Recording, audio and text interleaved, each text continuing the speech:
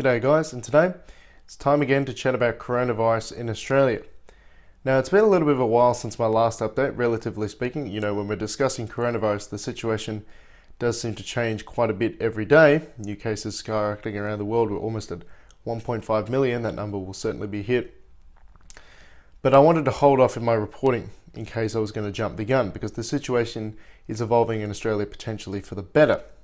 Now the big chat, the big conversation this week is Australia managing to flatten the curve? And if we have a look at the data now, this appears to be taking place. So if you have a look at the daily new cases in Australia, we can see back in March it seemed to be just ticking ever upwards over time with a few large spikes. But as we get into April now, we can see that this curve has begun to come back down and is looking like a much less inclined slope, which is good. And if we have a look at obviously the total coronavirus cases in Australia, this curve does appear to be flattening. Now this is obviously good news in terms of less people getting infected and this sort of thing, but something we also have to take into account is the extreme measures that have been taken in order to make this happen. So essentially 6 million Australians have been negatively infected in some way in regards to their job. With regards to coronavirus and this sort of thing, a lot of people are being told they can't go to work. Key industries such as you got your tourism, you got your events, your music, your nightlife, all these kinds of places have been shut down. And 6 million people is almost half the Australian workforce. There are currently, as of February 2020, around 13 million people employed in Australia.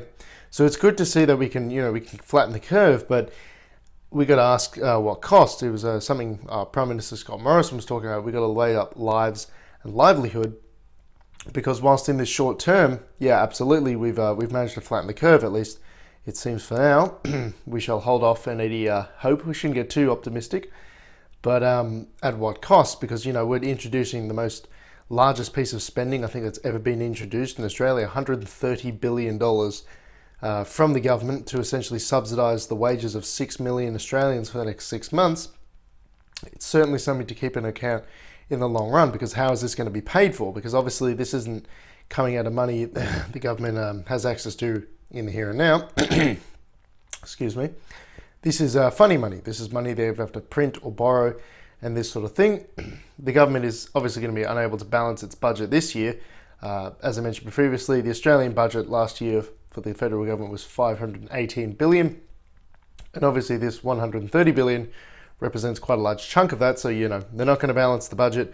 Where's this money coming from? Are our children, are our grandchildren being essentially sold into debt slavery for the sake of the here and now, or even more so than usual? So again, the economic impacts of coronavirus, I believe, are going to be worse than the virus itself unless we properly manage things. If we keep things shuttered for too long, more people are going to be put out of work, more people are going to suffer, especially in the longer run with a worldwide depression, potentially lasting 5 to 10 years, make the great financial crash of 2008 look paltry in comparison.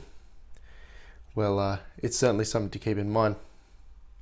The other big piece of news is in regards to the Ruby Princess cruise ship, which is something I've touched upon in the channel before. Now, if you hadn't watched that video, essentially this enormous cruise ship was allowed to dock in Sydney and disembark over 2,700 passengers with no screening whatsoever. Now, this was actually done in a period of time when coronavirus was a problem in Australia. It had already been here, native transmission was occurring, and despite all this cruise ship was allowed into the country and everyone was allowed to disembark with very few testing for coronavirus taking place. About a dozen people were tested, but that was it. And this cruise ship has been linked to over 600 coronavirus cases in Australia. I believe a dozen people have died, and it was basically just a huge fucking disaster. And the ship has been moved down south to Port Kembla, taking on food and supplies, monitoring the staff that are remaining on board and this sort of thing. But a criminal investigation has been launched by New South Wales Police to work out essentially if this cruise ship company, the Carnival parent company that owns the Ruby Princess, was forthcoming with its information regarding who was sick on the boat and this sort of thing. Because as we know, cruise ships are actually surprisingly sophisticated pieces of essentially a micro society, because often they have to cater to old people, and since they're sort of their own self-contained little town, they do actually have a medical apparatus on board, up to and including freezers for dead bodies, because again, old people tend to go on cruises, old people tend to die, what are you going to do with the body, and this sort of thing. So they do have doctors on board, they do have records on board on who was sick and this sort of thing. So the New South Wales government wants access to this records because they're essentially worried that the Carnival parent company wasn't forthcoming in their analysis of what was going on the ship. So I'll read you a bit of that right now. So just reading from, I believe it is the Miami Herald. One moment here. So the Police Commissioner of New South Wales, Mick Phillip, said at a Sunday press conference, the situation has left, quote, many unanswered questions. Was Carnival or crew transparent in contextualising the true patient/crew health conditions relevant to COVID-19, he said. The relevant Australian authorities made contact with operations manager from Carnival, and on each case they were informed that COVID-19 wasn't an issue on the ship.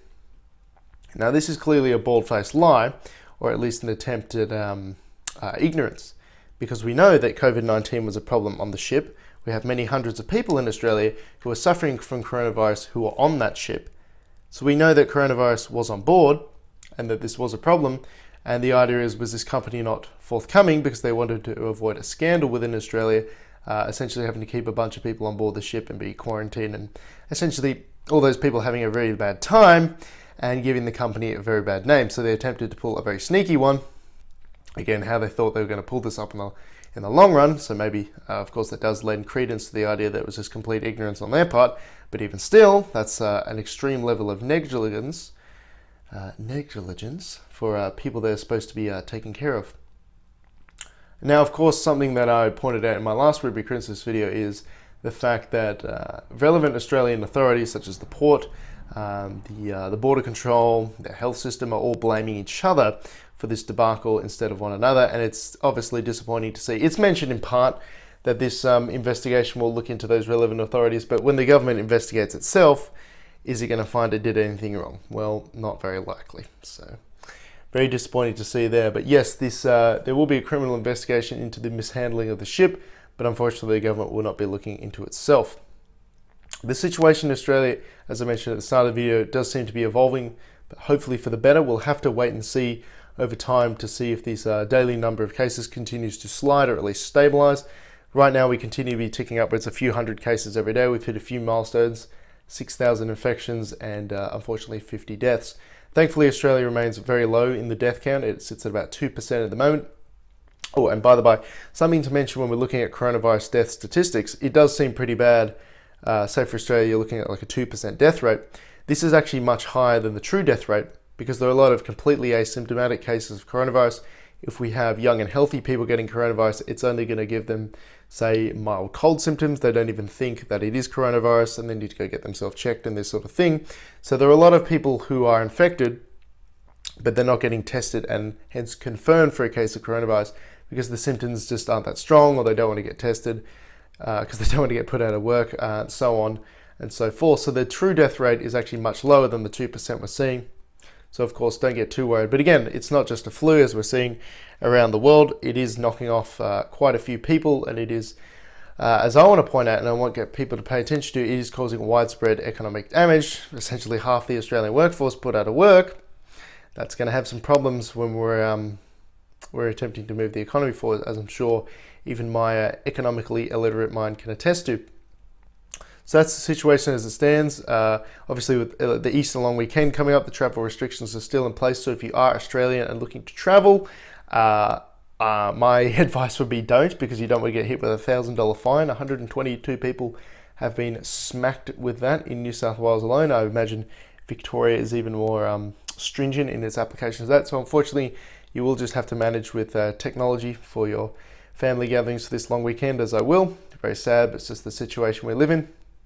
Certainly the biggest event that will happen within a lifetime, assuming the economic impact, as I continue to stress, is much, much worse, making the 2008 big crash look like an absolute nothing burger.